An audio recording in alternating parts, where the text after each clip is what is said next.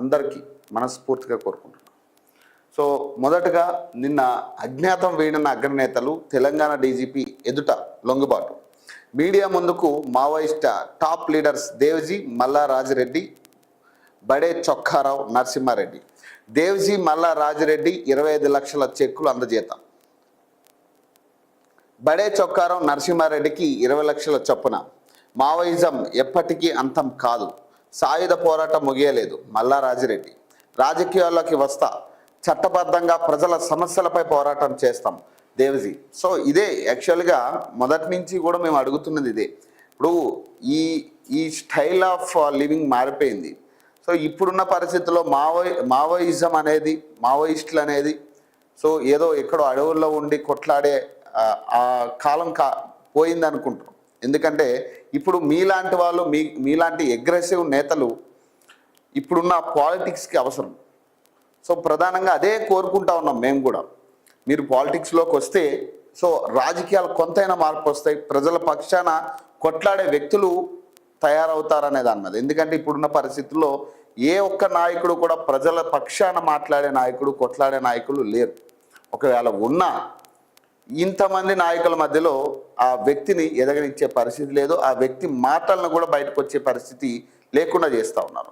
So ఈ క్రమంలో మీలాంటి అగ్రెసివ్ నేతలు ఏదైతే ప్రజల పక్షాన ప్రజా సమస్యల గురించి నిఖార్సుగా కొట్లాడుతున్న మీలాంటి వ్యక్తులు ప్రజా రాజకీయాల్లోకి రావాలనేది అందరి భావన. సో దశాబ్దాల పాటు అజ్ఞాత జీవితం గడిపిన సిపిఐ మావోయిస్ట్ పార్టీ అగ్రనేత మంగళవారం మీడియా ముందుకు వచ్చారు. హైదరాబాద్ బంజారాహిల్స్లోని కమాండ్ కంట్రోల్ సెంటర్లో తెలంగాణ డీజీపీ శివధర్ రెడ్డి సమక్షంలో లొంగుబాటును ప్రకటించారు. లొంగిపోయిన వారిలో పార్టీ సెంట్రల్ కమిటీ సభ్యుడు, polit bureau member Tippiri Tirupati alias Devji, కేంద్ర కమిటీ సభ్యుడు మల్లా రాజిరెడ్డి అలియాస్ సంగ్రామ్, తెలంగాణ రాష్ట్ర కార్యదర్శి బడే చొక్కారావు అలియాస్ దామోదర్, రాష్ట్ర కమిటీ సభ్యుడు నరసింహారెడ్డి అలియాస్ గంగన్న ఉన్నారు. అనంతరం దేవ్జీ మల్లా రాజిరెడ్డి మీడియాతో మాట్లాడుతూ ప్రజాస్వామ్య పద్ధతిలో ప్రజా సమస్యలపై పోరాటం చేస్తామని ప్రకటించారు. ప్రభుత్వ పునరావాస విధానాలను ఫలితంగా లొంగుబాట్లు సాధ్యమైనట్లు డీజీపీ శివధర్ రెడ్డి వెల్లడించారట. లొంగిపోయిన వారి ప్రాణాలకు మా ప్రాణాలు అడ్డు వేస్తాం. అర్బన్ ప్రాంతంలో అగ్రనేత గణపతి, కేంద్ర కమిటీ కార్యదర్శిగా దేవ్జీ ప్రకటన జరగలేదు. తెలంగాణ నుంచి మిగిలింది 11 మంది మాత్రమే. డీజీపీ శివధర్ రెడ్డి నిన్న మీడియాతో మాట్లాడడం జరిగింది. సో ఏదేమైనా కానీ ఖచ్చితంగా ఇదొక మంచి నిర్ణయం అనుకోవచ్చు. ఎందుకంటే ఇలాంటి వాళ్ళు ప్రజాక్షేత్రంలో ప్రజా సమస్యల గురించి అసెంబ్లీలో కొట్లాడితే ఇంకా బాగుంటుంది. అసెంబ్లీలో ఇదే రాజకీయ నాయకులతో కొట్లాడి నేరుగా కొట్లాడితే ఇంకా బాగుంటుంది. ఎందుకంటే బేసిక్గా ప్రజా సమస్యలు లేవనెత్తే వ్యక్తులే తక్కువయ్యారు.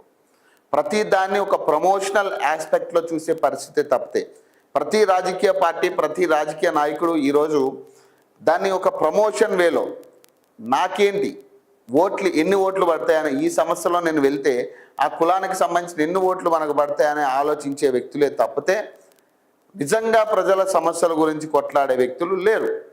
సో ఈ క్రమంలో వీళ్ళు బయటికి రావడం, ఇలాంటి వాళ్ళు ప్రజాక్షేత్రంలోకి వచ్చి కొట్లాడతాం ప్రజా సమస్యల మీద అనడం, రాజకీయంగా మేము కూడా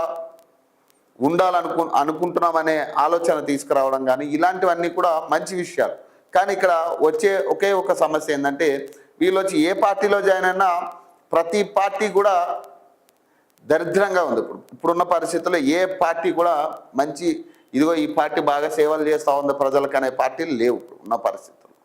సో ఇప్పుడున్న పరిస్థితుల్లో సిపిఐ, సిపిఎం పార్టీలు సో ఏదో ఒక పార్టీకి అండగా ఉండాల్సిన పరిస్థితి తప్పితే వాళ్ళు స్వతహాగా కొట్లాడే పరిస్థితులు లేవు.